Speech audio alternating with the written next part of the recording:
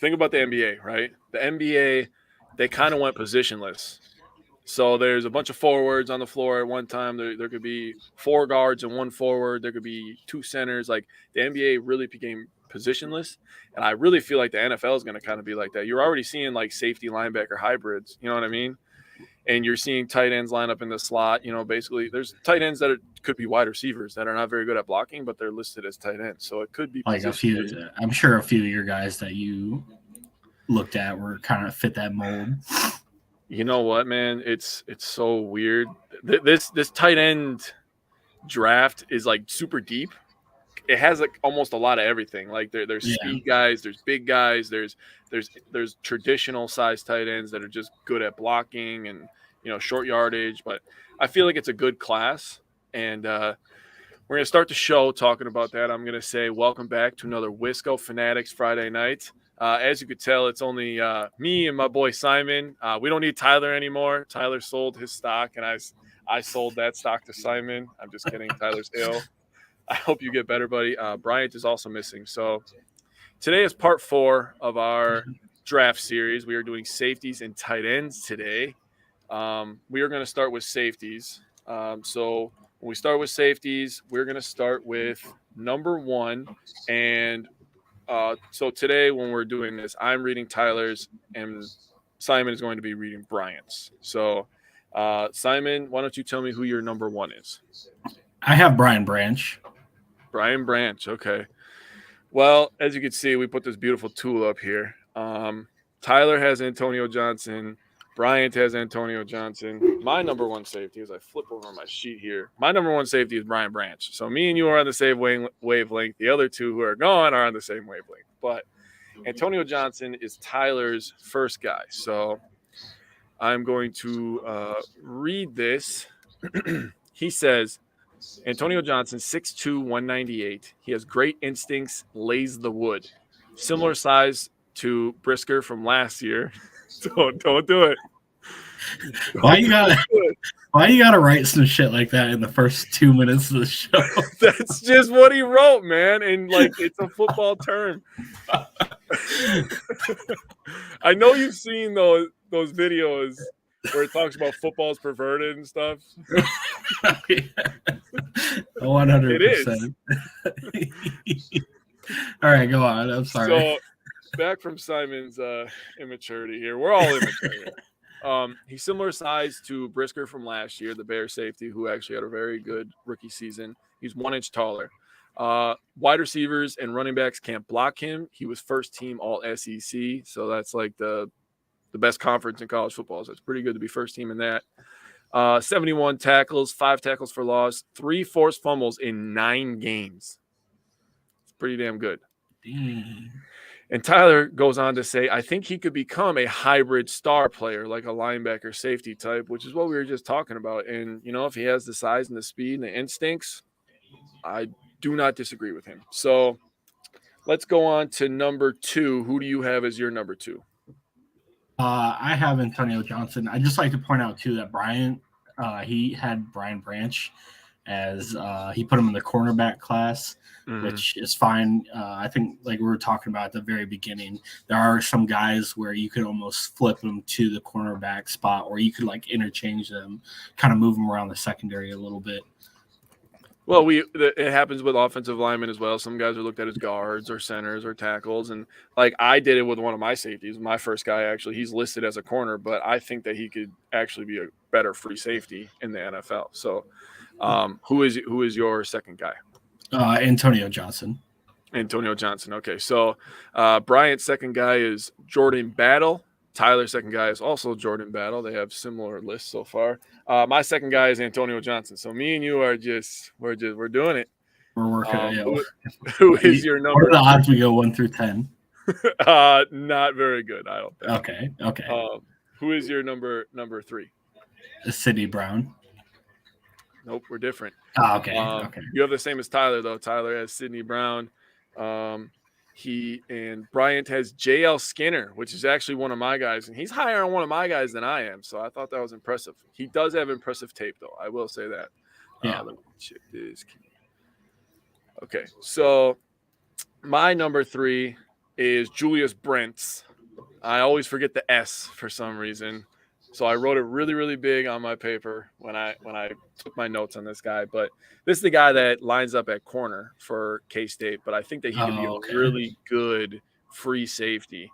He's a massive corner, by the way. 6'3", 200 pounds. Dang. It's not like he's 6'3", 180. You know, like he's not a string bean. He's pretty good size. He ran a 4.5 40, 726 snaps, 38 tackles. And this guy has got the damn dog in him, man. He will come and smack you in the mouth. And when I was watching his tape, and you're going to call me crazy, I was like, this guy is a bigger Jair Alexander. Because when you watch Jair's college tape, right, he has good ball skills. He tracks the ball well in the air, and he is not afraid to mix it up around the line of scrimmage. And that is exactly what I saw when I saw Julius Brents. Great ball skills, very good in zone. That's why I think he could be a very good free safety. He has the ball skills to take the ball from the air if the quarterback overthrows, underthrows. He has a very quick first step, and he wraps up and finishes people. So that is my number 3. Let's go to number 4. Who is your number 4? I have Jamie Robinson. Jamie Robinson. So now you switch from my list, and now you're going off Tyler's list, it looks like. Is it Jamie or Jamie? I'm calling him Jamie. I'm calling him Jamie. I just sound so much better. I'm not going Jamie. He's a grown man, dude. So we'll go Jamie. I'm calling him Jamie. I don't care what you say, Tyler. Call him Jamie. Did he correct us? Yeah, he did. It's Jamie. Okay. It's Jamie. So all right, Jamie Robinson. I got Jamie Robinson, 5'11", 191. So he's a little smaller, but he's a high motor guy, a very sure tackler, with a ton of experience. So he has 4 years, over 2,300 snaps between his time. I forget where he played before FSU. I think it was South Carolina. And then he moved to FSU. Athletic enough to run with receivers sideline to sideline, covers crossing routes very well. He was really good in slot man-to-man, allowing a QB rating in the 70s when targeted this last year. He's slightly undersized, like I said, so it makes it difficult to cover some of the bigger tight ends, and he has a very small wingspan. He has arms less than 30 inches long, so that makes it he's gonna have to put on some muscle and try to that too. Oh, Tyler said that he could struggle with 4-3 and faster wide receivers, and he's sort of prone to double moves and can be late reacting to the receiver cuts. But I saw him as like a second or third round selection. I think Green Bay had a visit with him, a top 30 visit a week or two ago as well. Okay. Oh, interesting.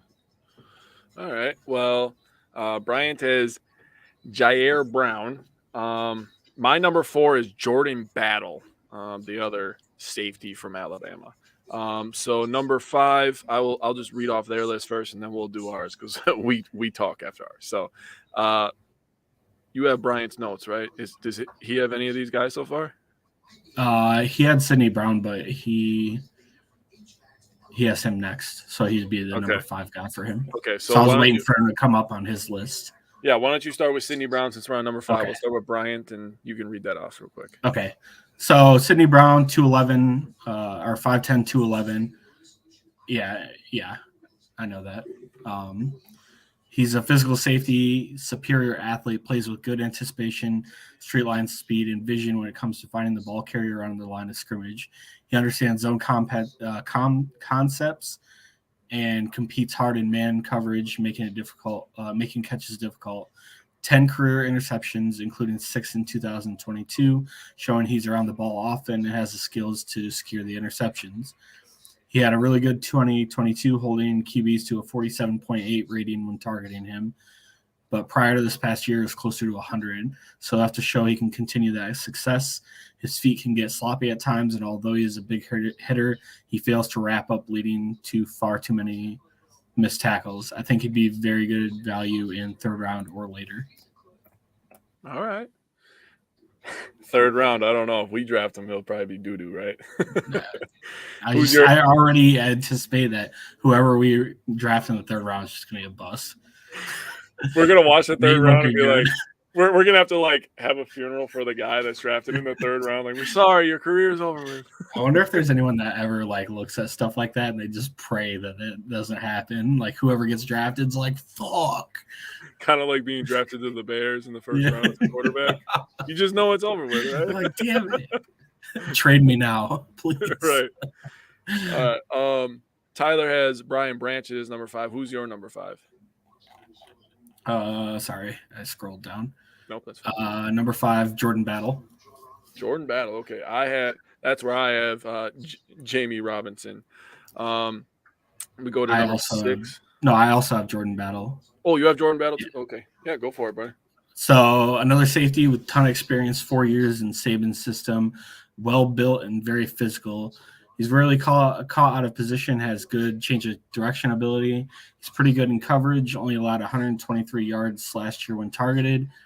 He could be a better tackler. It feels like he doesn't wrap his guy up, and he tries to, as you guys would say, lay the wood. He could take better angles in pursuit. Sometimes I feel like he gets lost in that sense. And he's not like the most athletic guy, but he makes up with high IQ and high motor. I see him as a 3rd round pick. Okay. So we have our first comment tonight. Greg Ginter. He says, I incorporated round 2, pick 42, and round 4, pick 112 due to the trade with the Jets. Traded down from pick 15 to increase draft capital. Traded pick 15 to the Jags for pick 24, 56, 127. He did a lot of trading in this. Here's my list. Pick 24, cornerback Wingo. Well, we didn't look in the corner, so I'll have to check him out. Round 2, tight end from Washington. And pick 45, best linebacker. Hi, Steve. Steve says, does the lack of speed in this group concern you? In the safety group, I feel like safety is almost like linebacker, like inside linebacker, to a point where like instincts are king, in my opinion. Whereas if you understand the offense and you understand like where to be on the field, I think that is the king over the speed aspect. Having speed is kind of like, the cherry on top. I don't know how you feel about that, Simon. I mean, I'm just concerned as a whole. This is going to be sort of like pick your, like every one of these guys has, in my opinion, pretty big flaws. Mm-hmm. Whether they're too small or they don't run quite as fast or whatever have you. So it's going to be like, pick the one that you think has really good upside and hope it works out. The safety group in this class is not great.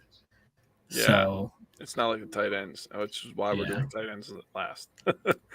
And Steve made a great point. He said Micah Hyde wasn't a burner, and that kind of proves my point there. I say instincts are king over speed at the safety position, where like you understanding the offense and you just doing your responsibilities, and you'll be a very good safety. Like when you get caught out of position as a safety, they could tell, right? it's pretty glaring. So number 6 here, Simon just went over his. Bryant had Jartavius Martin. Tyler had JL Skinner, one of my guys again. I didn't do 6. You didn't do 6? No. You asked me about 5.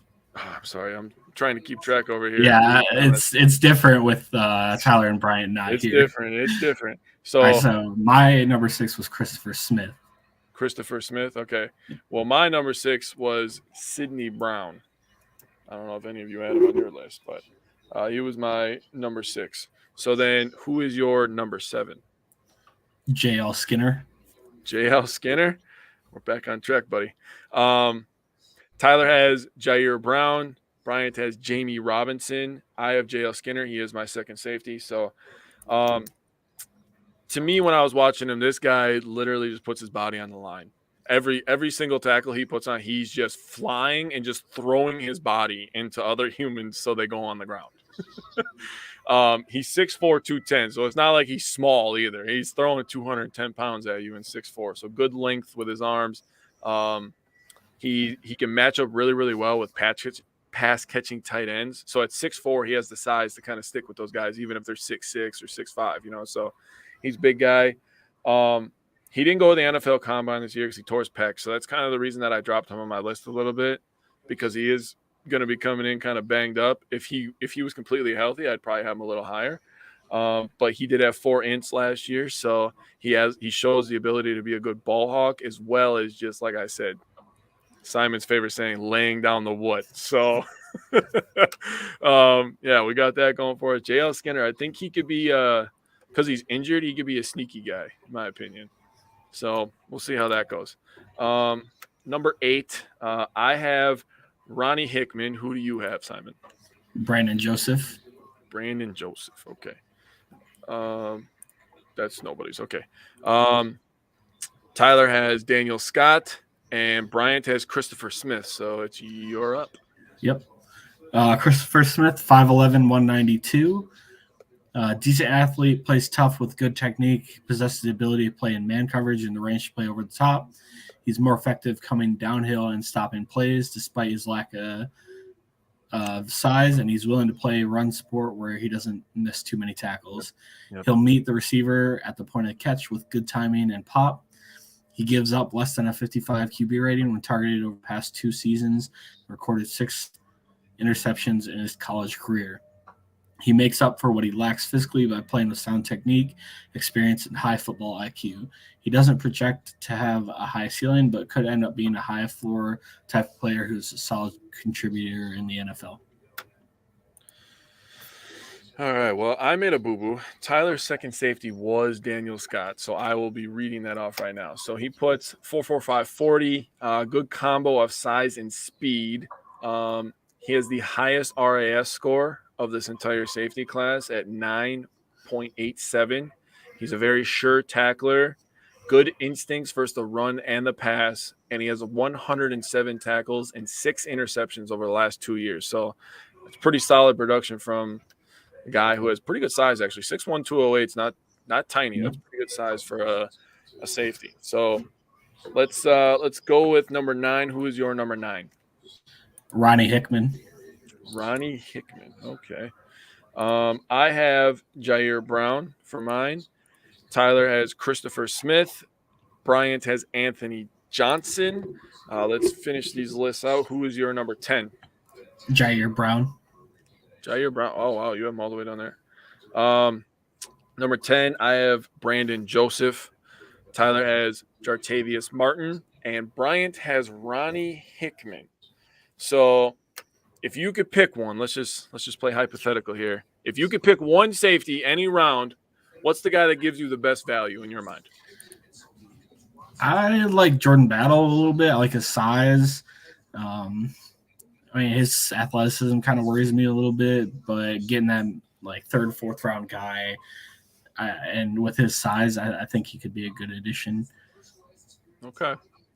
Well, Steve, Greg, if you guys want to add in, you guys can tell me who is your guy. So Tyler comments, he says Daniel Scott, day 3 pick, low risk, high reward. Okay, I mean, I'm on board with that. That's kind of how I feel about JL Skinner. I think he'll be a day 3 guy because he like I said, he is coming in banged up, and he is 6'4". So 6'4", 210, and he absolutely just brings an attitude and an edge to him that I feel like he would fit in with a guy like a Jair and a Rasul Douglas. So yes, he does play with swagger. So now we are going to switch to tight ends. We are going to switch that on the screen for you in a second here. So we're doing that right now. Here we are. Okay, so we're already up here. Tyler's got a list. He looks like a cheater right now with a bunch of A's and B's all over the place. Simon, do you have your list ready to go, buddy? Yeah, I was reading something. That's fine. Okay, so you tell me your first guy, and then I know that Bryant has Michael Mayer, so go ahead and read that right away. It's also Michael Mayer. And I'd like to caveat this a little bit. While I like some of the other guys' upsides, I think Michael Mayer is just like the more complete guy. So even what does he mean by that? So even though like Dalton Kincaid, has high receiving ability, Michael Mayer is just like the complete package. Okay. I don't feel that way about him, but that's fine. Okay. I mean, is that your number one guy too? Yeah. Okay. So Tyler and I actually have the same number one. Tyler has a 1A. He has Darnell Washington as his number one, and that's actually his guy. I also have Darnell Washington as number one. I think he is the highest upside guy in this draft. He is what they would call the unicorn of this draft, in my opinion. Yeah, I agree. So he's massive, right? And Tyler, make sure to say that right away. 6'7", 264. That's disgusting.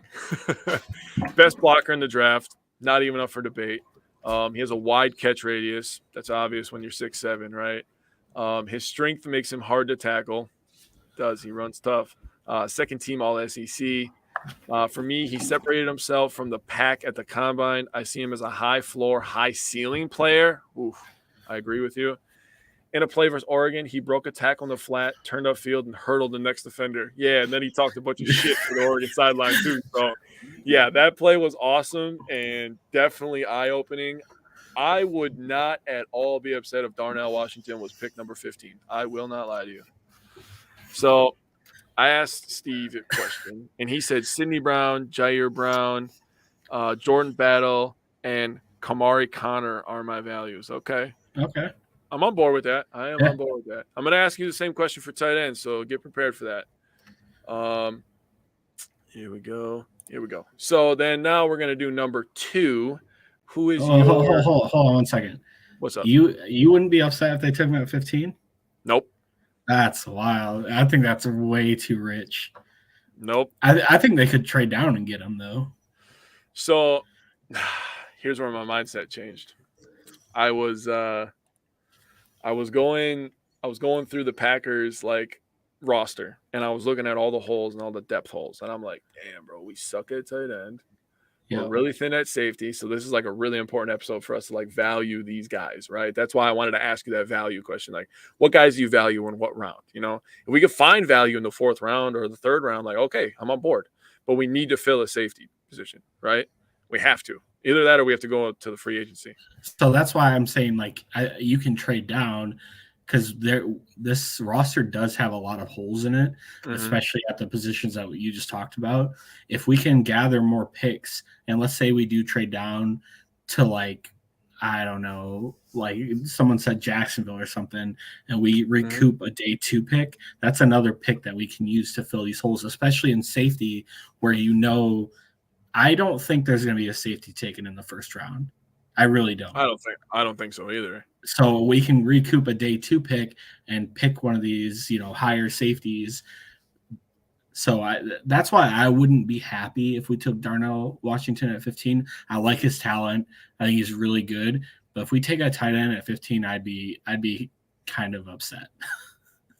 I don't think the value's there. I feel like the Green Bay's stuck in this weird tight end no man's land where 15's a little bit too rich for any of these guys. And 45, there could be 3 or 4 of these guys gone by the time they get there. Yeah. I mean, I get it. I don't want Michael Mayer at 15. That was my whole argument. Is I don't want Mayer at 15 because I'm he's the most pro ready guy. If you want to put him in, then you're good. I mean, the production's there, the talent's there. His floor is pretty high, in my opinion. And honestly, it doesn't matter what tight end you pick, because there's going to be tight ends always take a year, 2, 3 years for them to really start getting NFL, production. That's fair. I don't know. Maybe I'll come off of this tight end thing, but I'm just not I can't even think of his name. Wait, who? Okay, so let's go back to well, hold on 1 second, because Brian's got Michael Mayer and he has his number 1. Yeah. I'll swing back to you. So Mayer isn't particularly great at one thing, which is true. He's not super athletic. He's not super big.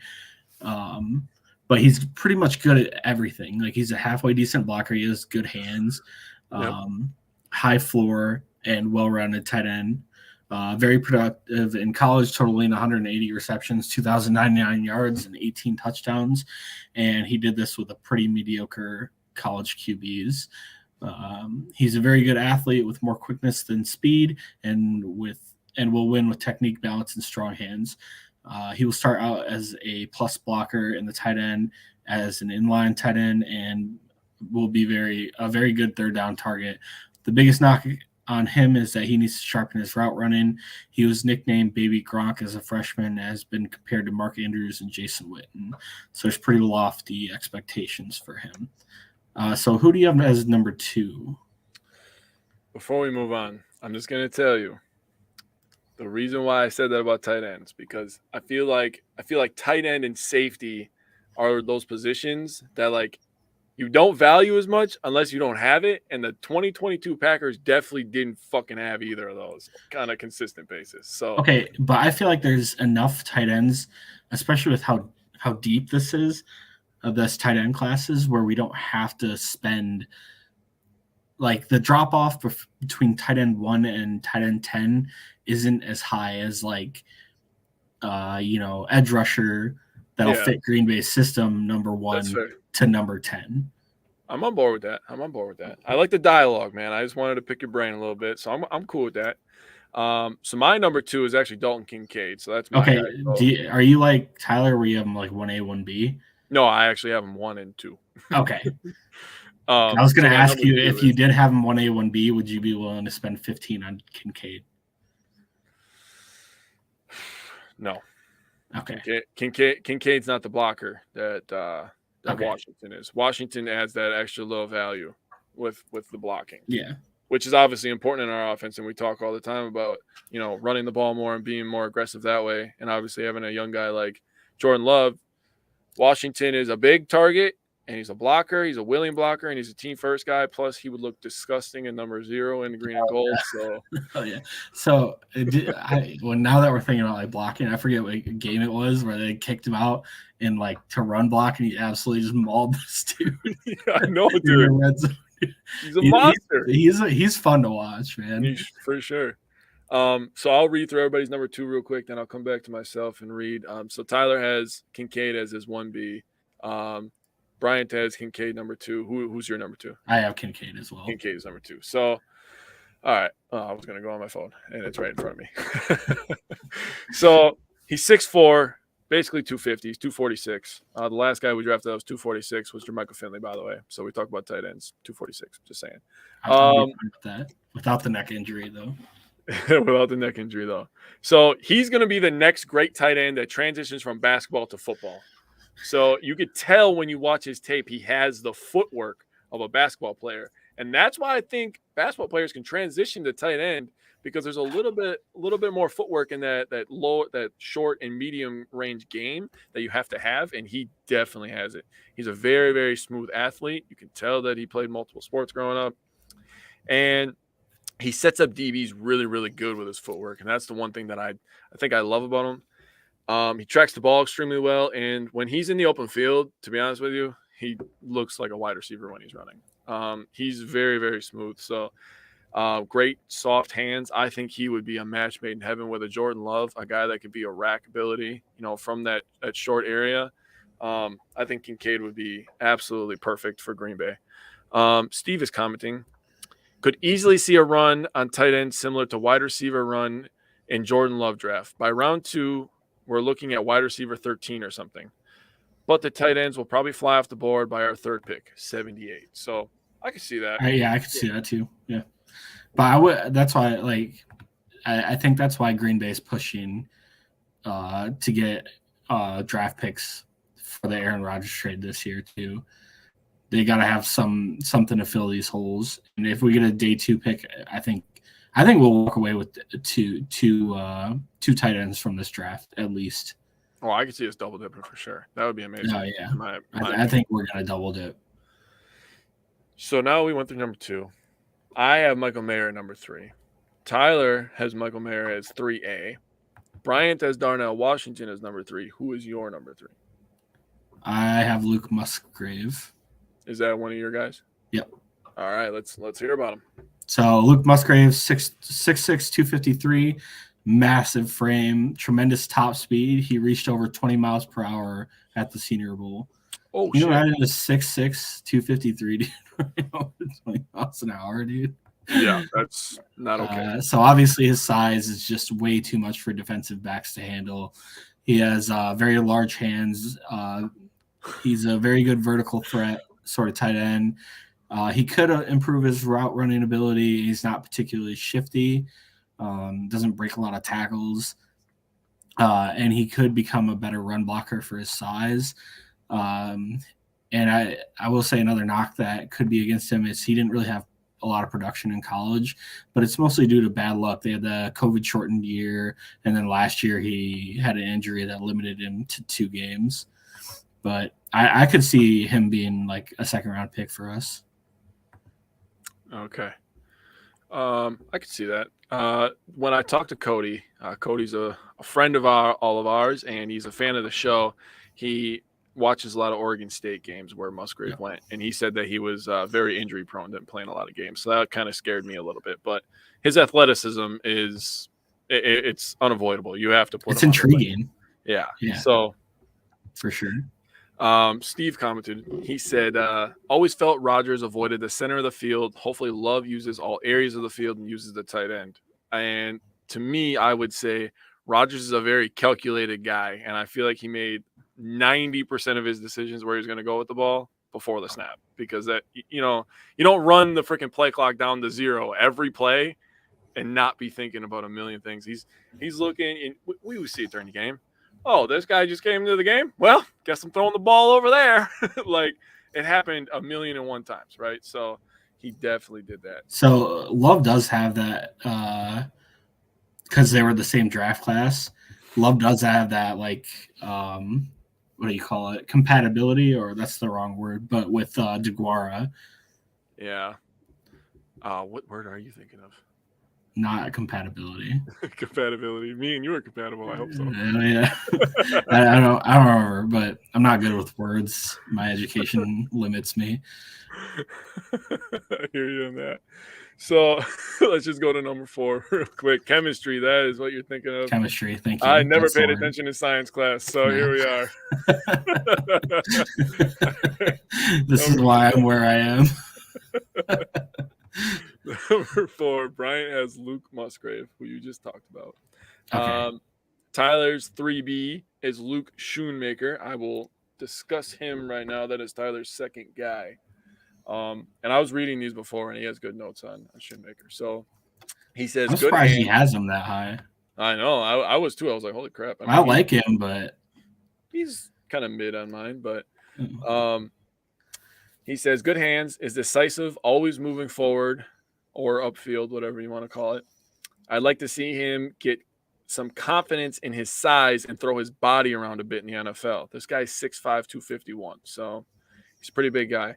He said, in my opinion, he's just as talented as Mayer, is a tiny bit bigger and a little bit faster. So, I mean, I'm not against those notes. If you really like think about the way that he said it and what he's talking about, I'm on board with that. I don't know how you feel about that. No, I like it. Brian likes it. Simon likes it. Whoever's name. I'm reading a bunch of names. Brian also likes it. Bryant also likes it. Here we are. So now we're going to go to number 5. Number 5, I have Luke Musgrave. That is also who Tyler has. Bryant has Tucker Kraft. I believe that's his second guy. So why don't you read about Tucker Kraft real quick? I would like to go back because I would messed like up. to go back. Okay. So my number 3 was actually Darnell Washington. I don't know why I skipped over it when I was reading it. And then my number 4 was Luke Musgrave. Okay. All right. So that's okay. So number 5. Yes. Right? Okay. Yes. Sam Laporta. Laporta, not La Porta. I just get lazy and sometimes say Laporta. But no. You corrected me when I wrote it in chat. And yeah. I was watching his highlights like literally as you were talking about him, and I'm like, yeah, that's not how they say it on here. So Sam Laporta, 6'3", 245, great after the catch tight end, 20 broken tackles last year and 30 in the last 2 years. Very good speed and athleticism, versatility to move in the slot. He had 90 snaps last year, and outside 65 snaps. So you can kind of move him all over the field. Very good hands, very rarely drops passes, but he has a very long way to go as a blocker, both pass and run blocking, and he's somewhat limited usage due to Iowa's inept offense. So I'd probably have him as late second, early third pick. Okay. So I'm just reading some comments here. Greg said, did not know Shoon Baby was that fast. UM certainly did not exploit that speed. I agree with that. They were definitely a run-first team. I mean, when you have one of the best running backs in the nation. Yeah, you're not wrong. Any of these dozen or so tight ends could play for any team. I agree. Agreed. We're just focusing on the Green Bay version of those teams right now. So kind of how I do my rankings. I don't know how everybody else. I don't do it like that. If I did it by Green Bay rankings, it would be different. I kind of do it a little bit by Green Bay rankings, and when we did wide receivers, we still didn't know about Jordan Love or Aaron Rodgers. So the way that I did it is I kind of did it for both of them. Like, oh, okay, this guy would fit in with Rodgers better. This guy would fit in with Jordan Love better. I try to put myself in that GM mindset, even though I'm not even close to as smart as them, but I try. So that was number 5, I believe. Okay. Tyler says he does his by talent, but fits with Green Bay could be a tiebreaker. So that's and that's going to come out when we do the mock draft, right? And we start looking at how guys will fit in Green Bay's system. And you might see, I might pick a different tight end over another tight end. Like Laporta, I don't think would be a great fit in Green Bay.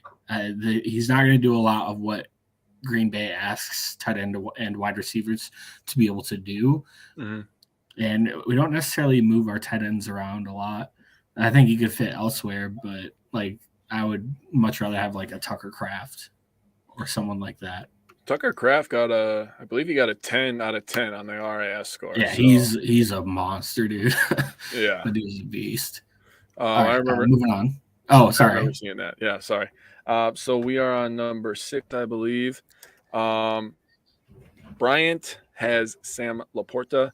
Tyler has, that's where he has Tucker Kraft. I have Luke Schoonmaker, who is your number 6. I have Tucker Kraft. Tucker Kraft, okay. And so does Bryant. So does Bryant.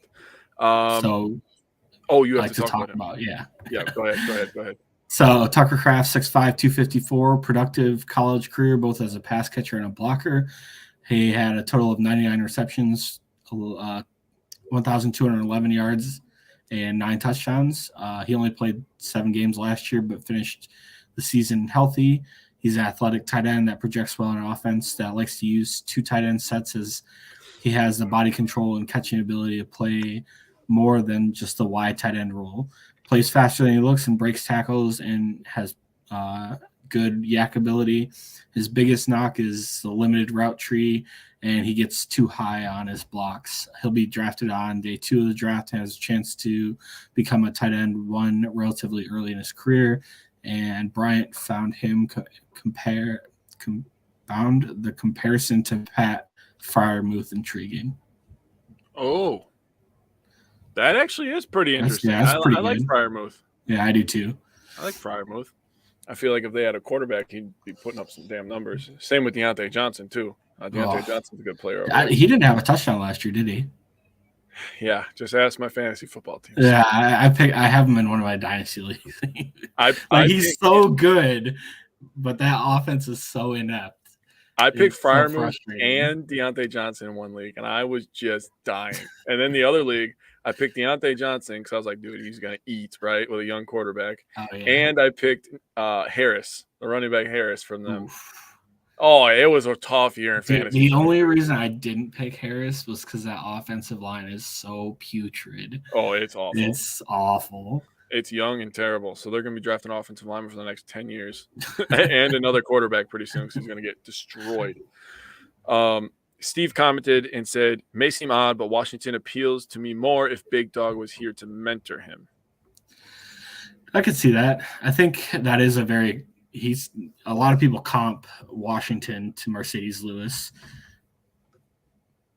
Yeah. He said, I've never heard somebody say this, but he said his comp is Mercedes Lewis. And I was like, holy crap, that is amazing to me. And I'm fine with that. Early year, Mercedes Lewis. Yeah, I know. Greg wanted to ask you because you said something. He said, "Now, why don't you think Laporta would not be a good fit in Green Bay? He's big, smart, and productive." I'm going to put that on there so you can read that. I just he doesn't have the blocking. I mean, maybe he could eventually. I think it'll turn Green Bay off, like his lack of ability to block and get out and run block. And you can't really line them up inside. Like Green Bay, there was one play last year where we had 4 tight ends on the field, and that would just be an absolute liability. I'm not saying he can't do it. I just think that it would cause Green Bay to kind of shy away from him. I do like his receiving ability. I like the fact that you can move him all over the field. I just don't think that would be something Green Bay would be interested in. Mm-hmm. That's fair. But that's just my opinion. Oh, I could be wrong. Who knows? Completely fair. So did I ask you your number 6? I said Tucker Kraft, yes. Okay, so then we are on number 7. You lead off with 7. Who is your number 7?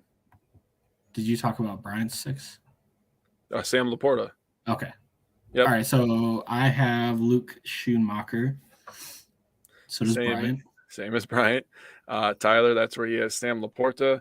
Number 7, I have Josh Wiley. That's where I put him. So now let's go to number 8. That's where Tyler has Josh Wiley. Bryant has Brenton Strange. Who do you have? I also have Josh Wiley.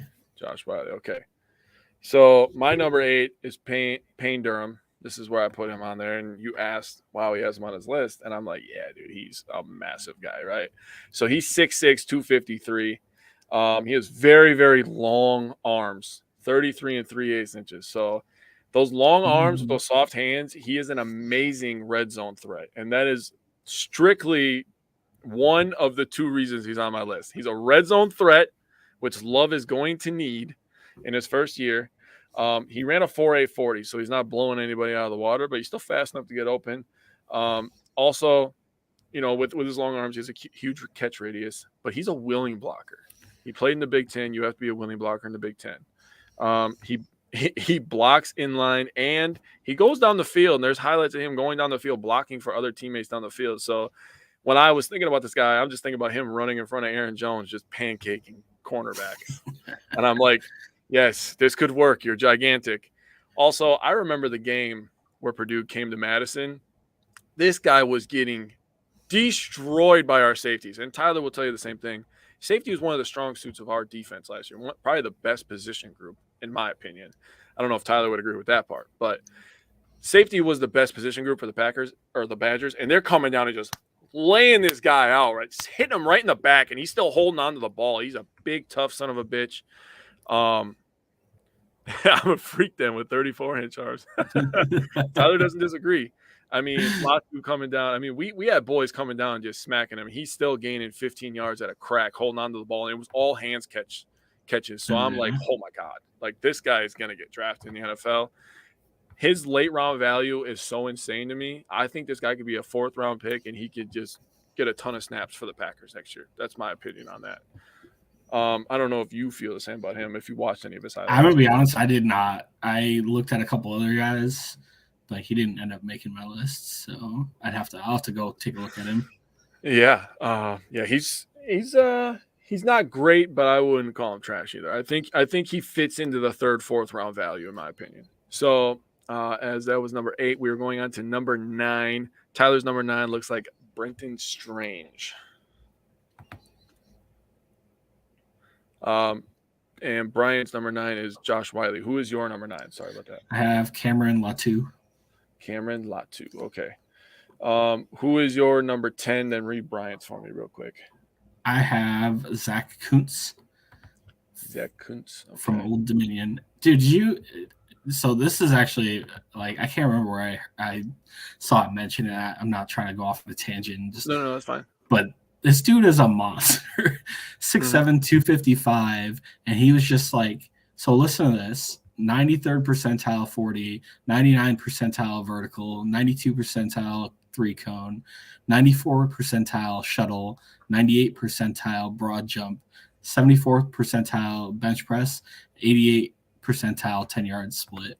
Like, this dude is just a athletic freak, man. Jesus. And Greg, yes, it is the tight end from Purdue. He's humongous, man. You can't miss him. He's like one of those guys that you make walk first off the bus because he's so big. Like he looks like he was born with football pads on, dude. He was fucking huge. Number 10 for Bryant was Will Mallory. Yep. And number 10 for Tyler is, I know you can't see it, but I'm reading it for you. It is Davis Allen. My number 10 was Brenton Strange. So let me ask you, if you had to double dip, right? Because you brought it up and I just thought of the question. If you had to double dip, who is the two tight ends you would take? All right. So if I had to pick one in like day 2 or day 1 or 2, I'm taking Darnell Washington. He's just, that dude is too good. And if I had to take like a day 3 guy, I like Zach Kuntz a lot. His athleticism is intriguing to me. Okay. Who you got? Well, I'm going to read Tyler's first. So Greg asked the question, how's Payne's blocking then? Decent. He was pretty good in my opinion. And like I said, I was watching some highlights and I was reading up on him, and he's a willing blocker and he blocks downfield for runners. So to me, that's intriguing. Tyler answered, he said Washington in early 2nd, Schoonmaker in 4th. Okay. So, and I've had discussions with Tyler. I mean, we talk every day almost. And I think Tyler wants to go wide receiver in the 1st round. So for him to say wide receiver and then tight end, I'm assuming he's fitting safety in the 3rd and then another tight end in the 4th. I mean, you're setting up Jordan Love. So I think that's what would be probably best. I'm not saying Green Bay will do it because whoever you think they're going to take, they're not going to. Yeah, I know. That's just that's the way it works. I know. But it would be great to see them in the first 3 rounds grab a wide receiver and a tight end for Jordan Love. It would be great to see it. That'd be my preferred. So if I had to pick 2, so in my scenario, I'm going to say Darnell Washington's gone. I'm going to say Darnell Washington and Mayer are gone. So if I have the ability to in the 2nd round to take Kincaid, I would take Kincaid. And then I'm not going to lie, I'm a really big Payne Durham guy. I really think that he has late round value in the 3rd or 4th round. He's humongous. He could be a really, really good red zone tight end. I think he could be like the white Bubba Franks, dude. And there's absolutely nothing wrong with being the white Bubba Franks, man. The king of the 1-yard touchdown, right? I think he could work wonders, in my opinion, in that. I'm fine with that. So Steve said, I've read that our cap issues will persist for a couple of years. With that being said, I think it's possible we load up on cheap rookies. New York Jets, picks, and trade backs, a good idea, in my opinion. Love Coons as a development guy and the double up inside the top 4 rounds. I'm okay with that. So Greg commented and said, dual pick, Darnell Washington and best pass catcher in crowd. So you want Kincaid and Washington? Hey, imagine 2nd, 3rd round we go Kincaid and Washington. Just imagine. I don't think that's gonna. I don't think that'll. That if that happened, I would fucking lose my mind. I think that'd be amazing. So last year we go double Georgia Bulldogs. This year we go double tight ends, man. Yeah, who knows? Who knows? That'd be awesome, though. That would be something. So as we're still sitting here, I'm going to remind you guys that next week will be our 5th installment of the NFL Draft Series 2023. We'll be doing edge rushers and defensive linemen. And then the 21st, the following Friday, we are going to be live streaming the 1st round and the 2nd and 3rd round. So we'll be on back-to-back days. Well, we'll be on 3 times that day, Tyler and I will. So we have the next installment. We had edge rushers and D-line. And then we have our mock draft the week after. And then we have the live streaming. I forgot. I'm just excited for the live streaming, to be honest. I am too, man. Last year was fun. That was so much fun. Yeah, it was so much fun, like reading the comments and like reacting live and like people see my stupid face. I'm like, what the hell is that pick? And like, oh, okay, that makes sense, And it's going to be interesting to watch the first draft without Aaron Rodgers, man. There's going to be a lot of anxiety. Red stripe. I'll never forget Oh my God, I forgot about the red stripe. I will never forget that. That was so freaking funny. Who was that? What was the prospect? I forget who it was. It was he went to the Eagles. Went to the Eagles. He played Jordan Davis. There it is. Jordan Davis. Yeah. Damn man, he got a sponsorship after that. So that was fun. Steve did a projection, and we do our projections for the Packers right before the season. I believe we have that date planned out as well, but we'll tell you later. But Steve said projections for DeGuara. Would love to see 45 catches, just needs to stay healthy. What do you say about that? I think he was healthy this whole last year. It's just, I mean, they primarily used him as like an H-back, get him out in space and take out the first guy you see in the run game. I don't know. How many catches did he have last year? Couldn't have been that like 12, 13. Dude, it wasn't a lot. I know that. Yeah. I mean, I'll look it up. You're going to look it up? Okay. Yeah. Oh, yeah, 13 catches. That was close. Oh, my God. He had 13. You said 12? Yeah. That's amazing. So let's see. The Bucks. It'll be interesting to see how Green Bay utilizes him, though, especially if we take a couple tight ends in the draft and they're just not going to be ready to play that position. So you're sticking DeGuara in there. It'll be really interesting to see our formations and how they roll out guys. It's gonna be weird, man. I gotta be honest, man. I have absolutely zero idea what kind of offense we are going to be running this year. I have nothing going on up here right now for like thoughts on like what they're going to do to make Jordan Love successful, because with Rodgers, you're like, all right, LaFleur is going to say something, Rodgers is going to say the other thing. They're going to meet somewhere in the middle, but more on Aaron Rodgers' side, right? Because that's just how it's been the last couple of years with LaFleur. So yeah, he is a LaFleur guy. I think that's why people are so excited, because that's why I'm excited. The unknown. The unknown definitely makes everything exciting. I'm not gonna lie, it makes me a little scared, man. I'm excited. Not for bad reasons, but for the reasons of we've seen how our fan base reacts to certain things. That's what it makes me scared of.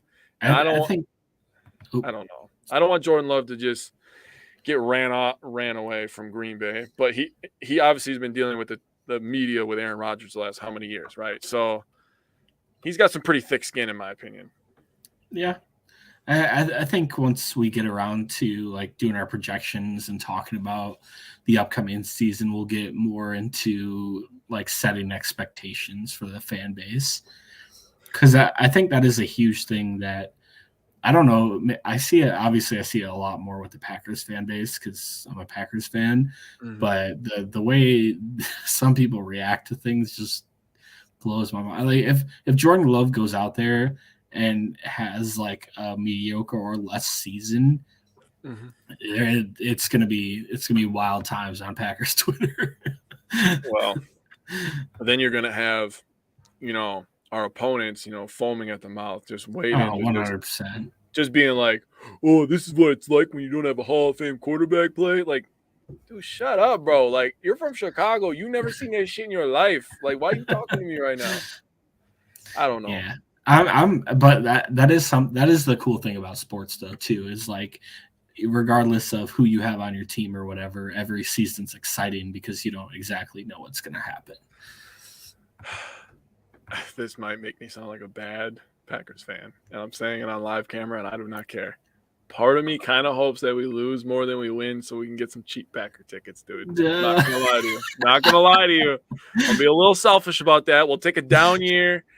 We'll load up on some draft picks, and then we'll be back in 2024. But I still want us to win deep down. Like, I'm not going to cheer for us to lose or anything like that. But, I'm just trying to stay optimistic if we do lose. Like, oh, okay, well, $99 go to a Packers game. Now you can go to a Packers game for instead of $300, No, I mean, I still I'll come down for a Packers game if it starts getting cheap. Shit. I went to 3 last year, man. I went to 2 or 3 the year before. I mean, I've been getting lucky with people that I've met who have season tickets and stuff. But hell yeah. I mean, if they're cheap enough, I could just buy them myself. So let's read what Steve said. Steve has a couple comments in here. He said, I really think the floor for the Packers offense is still pretty high. Not trying to hate on 12, but how much worse could Love be in the red zone? Putrid last year. Yeah, we were Yeah, I think it's like basically when they crossed the 50, like that was like I remember like 4 or 5 times we got in like field goal range, and Rodgers took a sack, and it just, I mean, it is what it is, right? But like, but I will say I'm excited for Jordan Love. I think just from what you've seen of him, you can tell he's gotten better. Tyler commented on there and said that was Brian's favorite play when Rodgers would take a sack.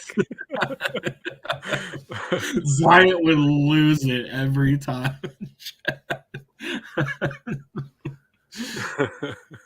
So Steve was laughing at my comment. Greg said, I found it interesting how Herbig has gotten absolutely no love at all. His combine was poor too. Who? Could he transition outside linebacker? Got the speed. I don't know. I'm going to Herbig, Nick Herbig from the Badgers. Oh. I'll definitely be looking into him. Obviously, I still got that Wisconsin love, and I'll be a little bit of homer with him, so he'll probably definitely make my list. Who's your homer Wisconsin pick right now? There's always one. Well, I mean, I was kind of homer with Joe Tippmann. Let's be honest, dude. Okay, that's true. Yeah, but we'll see where Nick Herbig ends up. Don't you guys have a defensive lineman? Yep, Keanu Benton, dude, and he's a freaking force. Yeah. He'll definitely make my list too. He'll probably be in the top 5. Steve also said, just be average in red zone, and it's a world of difference, 100%. He said Herbig is too small for the edge. And Tyler called Keanu Benton Baby Kenny. Ooh, I'm down for that. Okay. And Tyler also pointed out that myself and him saw Rodgers' last game as a Packer. It was obviously sad leaving the stadium that night. That last game for Rodgers was my stepson's first ever Packer game. I said, hey, either way, if we win or lose, you saw history, right? Like you either saw us like make the playoffs on an incredible run when we had really tiny playoff odds, or you saw Rodgers' last game. So he doesn't really care. He's a Patriots fan. And now hearing the rumors of Rodgers maybe going to the Patriots, he got very excited and he laughed in my face. And I said, that's it. You're grounded for a month. And he didn't agree. He said, you can't ground me. Mom grounds me. I said, that's it. I'm grounding your mom for a month, and then you're all grounded for a month. So screw that. Do you think that's all smoke and shit? About like the 49ers and the Patriots? I think the Patriots actually called because I think Bill is always active. I really do. Yeah, sure. The 49ers, I think that could also be potentially true because look at how talented that team is. And they've been to a Super Bowl, recent history. They've been to a couple, in the last, 12 years now. So they haven't won any. But the quarterback play that they got last year in that NFC Championship game was honestly embarrassing for them. I mean, that was just the unluckiest shit ever. In the first quarter, you lose. Yeah, I mean. I'm not blaming it on them. But having Johnson go in there and just get absolutely walloped by the Eagles defense in Philly, that was embarrassing to watch, dude. That was hard to watch. Yeah. So you put an Aaron Rodgers in that offense where he has all those playmakers around him, a good offensive line, and a defense that's going to hold people to, 2, maybe 3 touchdowns every game, and Rodgers has that pressure off him. Yeah. And I feel like to be a coach of Rodgers, it's going to sound a little weird, but I think you have to have a set of fucking cojones, dude.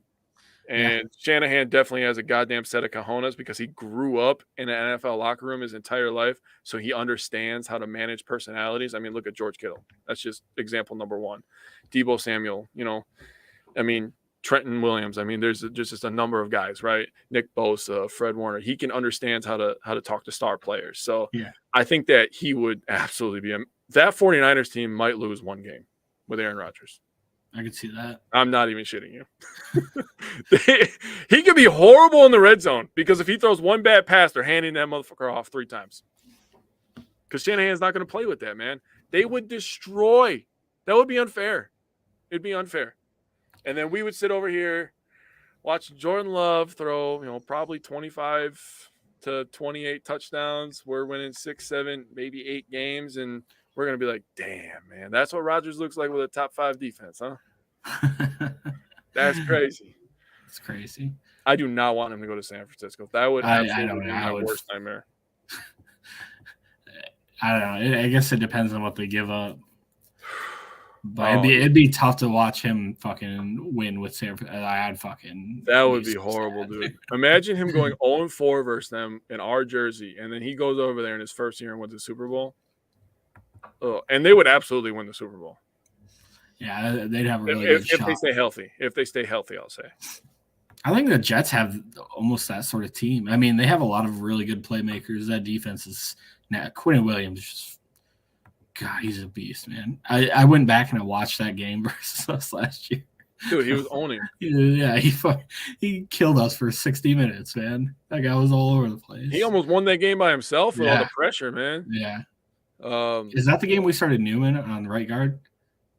What's that? Did we start Newman right? Yeah. Oh my God. He was getting ragged all game, dude. All game. Him and Myers were both getting wrecked the whole game. So Steve wanted to ask. Oh God.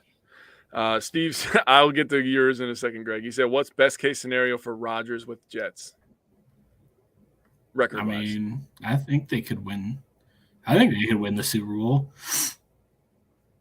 I think it's a very good possibility. Damn. Yeah. I to be honest, I don't. Maybe Miami has a pretty good chance. I'm not really high on Buffalo after last year. The AFC I feel like they lost a lot of. The AFC is nuts, but I don't know. Yeah, I mean, I think they could. I still think they could go to the Super Bowl. They just have a lot of really young talent. I mean, it'd be hard, right? You have the Chiefs and you have the Bengals. You know, who else? The Chargers, Buffalo. They have a lot of good teams, but that team's pretty solid. That team is pretty good. I mean, really, it's because of fucking Wilson. The dude sucks. Yeah, he's horrible, bro. He is absolutely terrible, dude. So, yeah, I mean, I was just gonna bring that up, Steve. Record-wise? Oh, I didn't see the first part. I could see them winning like 12, 13 games. I could see them winning 13. I could see that too.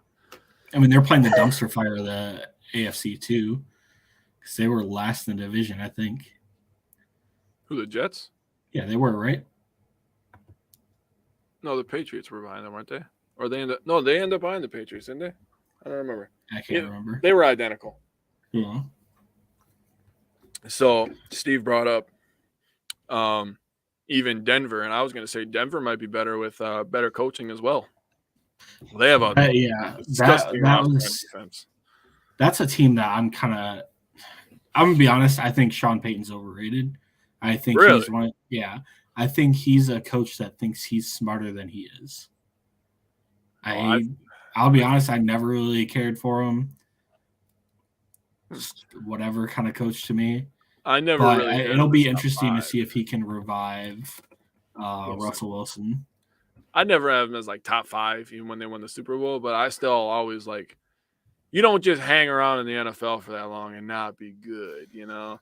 There's a lot of good coaches in that. I mean, look at Peterson. Peterson gets freaking canned in Philly, goes to Jacksonville and absolutely revitalizes Jacksonville, right? Brings them to the playoffs. So there's a lot of good coaches. So I would say that he's still pretty good, but the Jets were last year. They were 7-10. New England was 8-9. Oh yeah, that's right. So Steve said, he said Peyton smoke fella, and then he said, okay, worst case for Jets record wise. What's the worst case for them? Rodgers gets hurt because he's old, and then what's his name takes over? Wilson takes over, and they go win another 7 games. I mean, the team around him is still good. Yeah. Like Garrett Wilson's good. Lazard's a good number 2, in my opinion. Breece Hall will be coming back from ACL. That offensive line, I think they're going to get a couple pieces in the draft. That defense is still good, top to bottom. I think they could, even without Rodgers, I think they'll win like 7 or 8 games just off of that alone. Yeah, just because of their defense, and they can run. If Breece Hall stays healthy, they can run the ball and just shorten the game out. Yeah. Yeah, really. Yeah, that team is pretty low. Rodgers stays healthy, I think minimum 10 games. Yeah, that'll.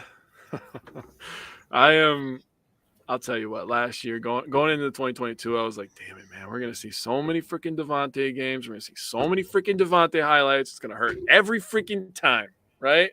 Because I thought him and Derek Carr were just gonna go nuts together. I thought the Raiders were gonna win that division. I thought the Raiders in Denver were gonna fight for that division. I was really high on Denver, dude. I love their defense. I love their playmakers. I said, if Russell Wilson is just a little above average, that team is fucking loaded. And if he would have been a little above average, I never was on the Chargers. Neither was on the Chiefs and Chargers. The Chargers do this all the time. They're like the Vikings of the AFC West. Crazy rosters, never show anything. Never anything. Didn't they just hired Kellen Moore? Did they? Yeah. Oh, that's he's good. He's on the Chargers. Yeah, that's a good hire. He'll be really good with Herbert, but it'll be interesting. I want to know what's going to happen with Eckler. Yeah, that'll be something. As Steve said, taste still at great numbers. So the point I'm trying to get at, I guess, is I've loved Rodgers for so freaking long, man. And it's gonna hurt so bad when I watch him on Monday Night Football or Sunday Night Football, throwing touchdowns, being the charismatic Aaron Rodgers that I love, doing the fist pump with the right and jumping with the left in the air, and I'm gonna be like, it's my quarterback, you fuckers. Like, I never loved Rodgers like that because I came into his career late, because I was born in 92. So really, when I first started remembering football, it was like, 2001, 2002? So I only had a couple years of Favre, right? But Rodgers, I watched his entire career, and yeah, I missed your guys' show with Paul Brettel, right? Yeah, I like Paul Brettel. He puts out some good stuff, but I missed that show. Yeah, he's a super smart guy. But I missed that show and talking about Rodgers and stuff. Do the same. Like, I was born in 91, so I caught the tail end of Favre's career. And when I left high school was when Rodgers started, basically. And so I basically caught his whole career. And yeah, it's gonna be different. I don't know how Bear fans do it. Like, how do you change quarterbacks every 3 years?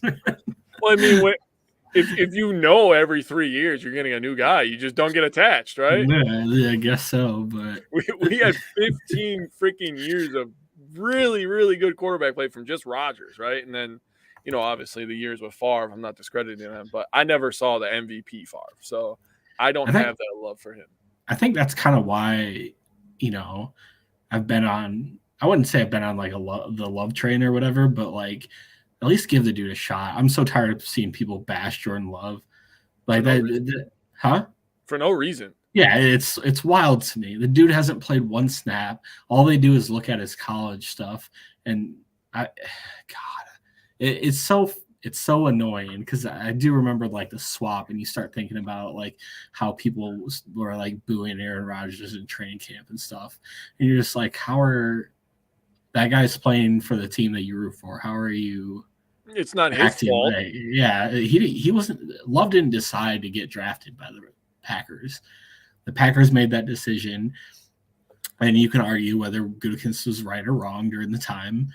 But I mean, you can at least cheer the kid on when he starts, and he's still only 24.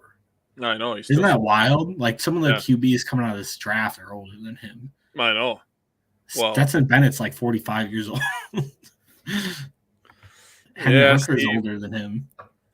Steve, I've heard that so many times, man. I mean, I'm very thankful. I'll read your comment in a second. I'm just going to respond to it real quick. But, like, I'm very thankful to have my dad in my life. My dad taught me everything I know about sports. And I ask him about those times, those struggle times, and he tells me what it was like, man. And, you just remain loyal. But the way I respond to that is, I'm a Bucs fan. I remember 2013. I remember when we were going 40-42, sneaking into the playoffs as the 8th seed, and just getting absolutely pounded in the first round. Why did we fight so hard to get to the playoffs? We're under 500 just to get swept. Like I never understood the point of that. So I do know what it's like to struggle as a fan, just not as a Packers fan. I'll say that. But Steve said, "You young guys don't know the struggle." As a Packers fan growing up in the 70s and 80s, Packers Nation was excited over Don Mikowski because QBs between him and Lynn Dickey sucked. SaveOurBucks.com. Man, I remember, man. I remember when the Brewers had the worst record in baseball. I went to a lot of games that year. Went to a lot of Bucks games in 2013. Man. Did they play yesterday? No, they didn't play yesterday. They're playing right now, but they're resting everybody. So we're getting killed by Memphis, who's still trying to play for seeding. No, not the Bucks. The Brewers. No, the Brewers had off yesterday too. The Brewers play like freaking like 15 days straight or something like that, or 13 I'm going to say, are they still 5-1? They are. Yeah. They are up 3-0 right now. I was checking. Tyler said, I remember winning 15 games in a season with Ruben Patterson as our best player. Oh, yeah. In 2023, we had a win streak longer than our win total from that entire season. Dude, isn't that nuts? I remember Ruben Patterson, bro, was a 6'6" power forward. We're number 23. And whenever he would score, they would play, ballin'. I'll never forget that as a little kid, man. The struggle is essential, though. It makes us appreciate the good times. It really does, man. And we're trying to look at it from that perspective. We definitely try to be more optimistic and look at the bright side of things, even with losses. It was tough this year, looking at optimism in a lot of ways. But like I've said before, like Tyler said, Simon said, Brian said, we all said it. If you just take a step back, take 5 minutes. Doesn't have to be a whole day or whatever. You just take a step back real quick, take a deep breath. You'll be able to appreciate the good things that the players did in the game. So shoot, even when we're on a 5-game skid, we're still saying, hey, we can make the playoffs. We can make the playoffs. And lo and behold, it came down to the last game of the season. Obviously, it didn't go the way anyone wanted it to, but, I mean, the defense started looking better. The offense started looking a little better. Special teams, Nixon. There were still good times. So, word association. You just brought up a good argument. So, did you see that stuff on social media about 4x100 relay teams in the NFL? Oh, yeah. Who would your 4x100 Packers relay team be? Healthy? Yeah, healthy. Okay, Stokes, Watson.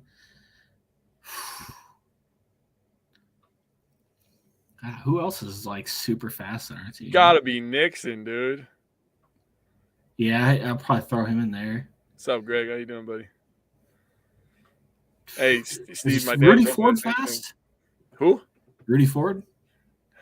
Okay, I'll tell you mine. Then you can decide if it's good or not. So okay. I have Nixon, I have Watson, I have Savage and Stokes. All right, Savage is pretty fast too. Savage in the open field. Yeah. Move.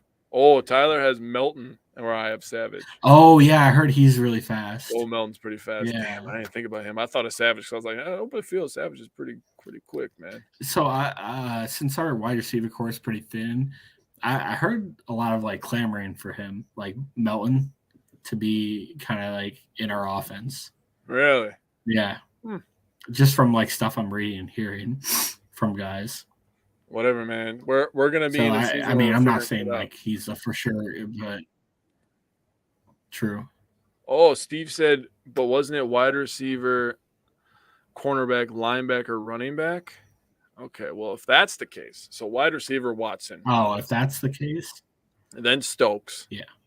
Linebacker, we're putting Quay Walker. He's our fastest. Quay was fast last year, I think. Like pretty. He can move. Yeah. And then running back, we're obviously putting Aaron Jones. I feel like our team's pretty damn fast. Yeah. We got some speed at all those positions. We could definitely use a little bit more speed on the. Yeah. Quay ran a 4.59. That's pretty good for a running back. Oh, linebacker. But yeah, that's. All right. Yeah, I'm sorry. Linebacker. Excuse me. That's pretty fast, man, for a linebacker. For his size, too, man. So, well, anyways, I think that was a successful episode. I think Simon carried the weight this episode, keeping me in line. No. I appreciate Tyler helping out in the back room there. I appreciate everybody commenting along. Next week, remember, we are doing edge and defensive linemen. So look forward to that next Friday at 8. Tyler and I will be back on Wednesday to discuss the Brewers winning against the Cardinals because fuck St. Louis, and the Bucks losing the last couple of games because we don't give a shit. Are you more excited for the edge guys, or the defensive linemen? Just based on what you know now. Ooh, that's tough. I'll say It edge. is. I'll say edge. Yeah, I'm excited for the edge guys. I think there's some really good guys. I think edge is our bigger need, which is why I'm more excited to scout that. D line, we still need help, but I really think it's pretty close. Only because, and I only say edge because Preston Smith is like 1,000 in football years, and Gary's coming off an injury. So that's true. You think we need D line more than edge? I think it's pretty close, man. I mean, we have Kenny and a first-round pick on the D line. Yeah, but it's hard because we don't know what Wyatt is. Yeah, that's fair. And Slayton looked pretty good at times. I mean, yeah, that's true. And we have Ford and the other Slayton. Yeah, the Slaytons are coming along, but we need depth. Yeah, I agree with that. We need depth in a lot of places, so maybe trading back is the way to go. But we are definitely gonna have some fun with those mock drafts, man. Dude. I'm excited. I'm excited for the mock drafts. I think we're all gonna take turns doing our own. Then we'll collectively mix it up. Okay, I was gonna ask. I was gonna see if Tyler could come in after and tell me how that's gonna go. I think we'll all just collectively do one, then we'll mix it up, randomizer, Tyler and you do one, I do one with Bryant, you do one with Bryant. I think we'll just shoot the shit, have some fun, man. I mean, and I agree, Greg. 1 D tackle, 1 edge minimum. Yeah, I think I feel the same way about tight end and safety. So who the hell knows, right? Gunakus is going to draft another quarterback, right? We need a kicker and a QB too. Yeah, we do. So I don't know. We'll see what's going on, but I will see you guys later. Have a good night. Go Pack, go.